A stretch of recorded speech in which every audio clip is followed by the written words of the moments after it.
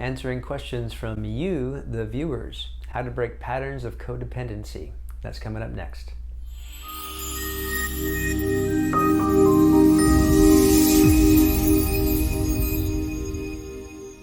Hey there, Alan Combies here, life clarity coach and stress management consultant. And today in this video, I thought I would answer questions from you, our viewers. The one I have today is from Zoe, and she asked this question. Hey Alan, I'd like to know how you go about releasing a pattern of codependency and the strong fear of others' negative feelings that come with it. I can bring down the feeling and feel really good till the next time, and then it's just as hypnotic and real as it always was. Thank you so much, Zoe, for that question. And as a side note, I just want to say, anybody who has questions, I love getting your questions, whether I answer them in the comments or through a video like this. I really appreciate it. It gives me content, it gives me ideas, and makes me use my brain too. So I like it. So codependency, that's just a great question. So anytime I'm looking at, so we should back up first of all and say, what is codependency? And I would first ask you, I would ask Zoe, if we were working together, what her definition of codependency is. How does she see it playing out in her life? Now, my understanding of codependency is sort of like enabling, right? So a classic example would be, let's say I'm in a relationship with an alcoholic and their drinking is really causing them to self-destruct, but I'm more worried about myself and the relationship than I am about that, challenging that person's behavior. And so I enable their alcoholism by basically being afraid to engage them or confront them with their destructive behavior. And so that's kind of the sort of classic example. Codependency is not actually designated in the Manual of Psychological Disorders, or DSM, and I believe it became popular in the 80s. So anyway, all of this just to say, I would ask Zoe what your definition of codependency is and why you feel like it's a problem. So taking a step back and looking at this generally, I think we could probably agree that codependency is a behavior. So it's a behavior that it sounds like you are not happy with, but you find yourself repeating it. You said patterns of codependency. So the first thing is, it's awesome that you recognize this pattern. So many times, many of us, myself included, we just do the same patterns over and over again without really thinking anything of it or thinking that we're doomed to always be in those patterns. Typically, when it gets painful, that's when we start taking a step back and looking at it. So it's really good that you are aware of these patterns. Now, pattern of behavior is, our behaviors in general are typically driven by our feelings and emotions. So our feelings and emotions. And you actually mentioned in your question, you have a fear of others' negative feelings. I think what you mean by that is you fear what others might be thinking about you in regards to this codependency issue. So I would really take a look at that, follow that trail of those feelings, that fear. What do you believe to be true? What must you believe to be true that you would be afraid of what other people are thinking? What is it that you think that they are thinking about you? Because that's what you are thinking about yourself, right? Not saying it's right or wrong or anything else, but that could be that could be a clue as to what's driving this behavior.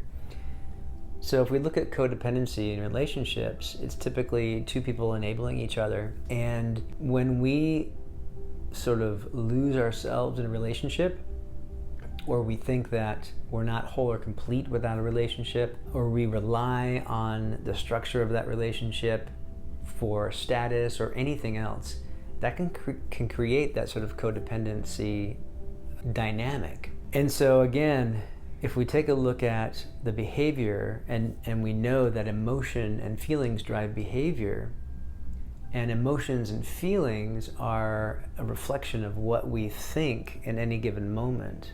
As an example, if I have thoughts of I'm not good enough, or if I have thoughts of I'm not capable if I have thoughts of I'm not smart enough, or any of these things, those aren't going to feel good. Whether they're running smack dab in my face or they're kind of running in the background, they're going to create those uncomfortable feelings. Now, if I don't know where those feelings are coming from, if I think those feelings are telling me the truth, well, then I'm going to look outside of myself to sort of try to fix that uncomfortable feeling. And that's why we turn to drugs, alcohol, relationships, sex, food, you name it, right? And so what we can do is begin to turn inward and take a look at thoughts and feelings. Those are two sides of the same coin. And so if I have negative feelings, well, that means that I am entertaining thoughts that are running against my true nature. They're running against who I truly am.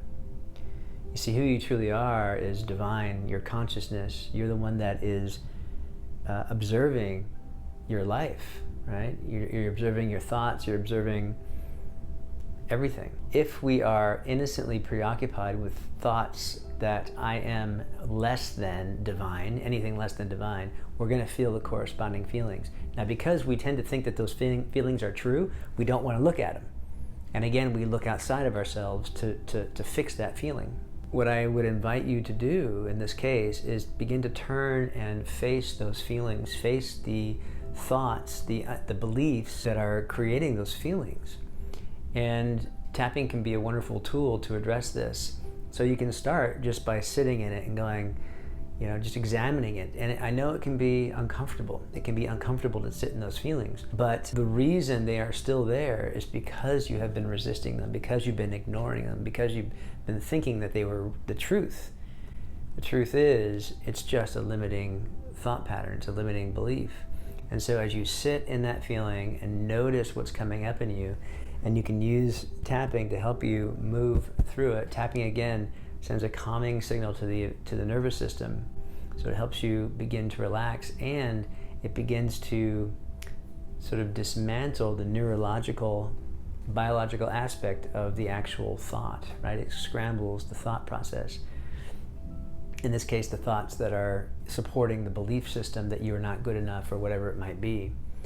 And so as we use the tap, as we sit and admit to what we're feeling and thinking about ourselves and apply the tapping.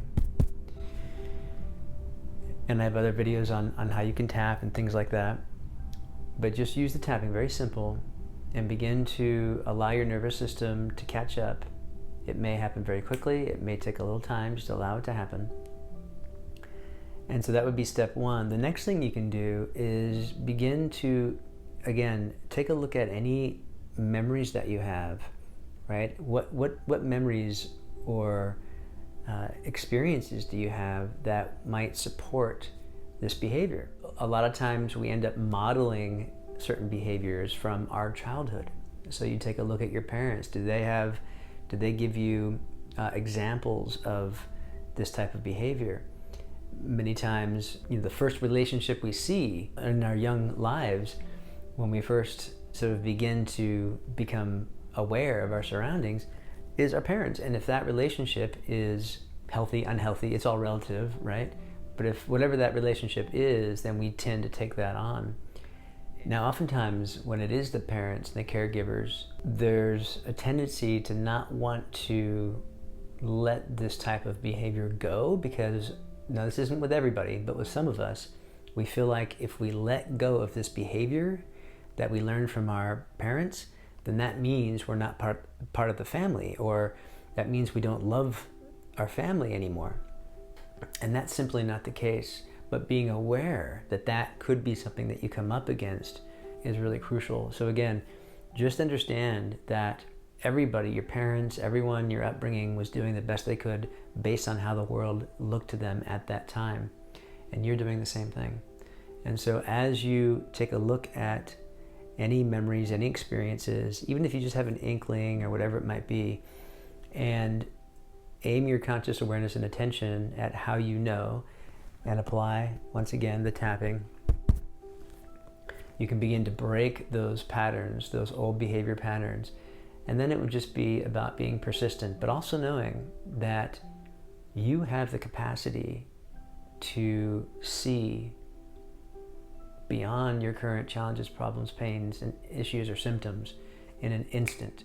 Tapping is a tool, but you as a human being, you have the capacity to fall out of your troubled thinking and falling into a deep insight and awareness of who you truly are in any given moment. Sometimes tools help, and that's why I happen to be very partial to tapping, because it is a very hands-on, a very tactile approach.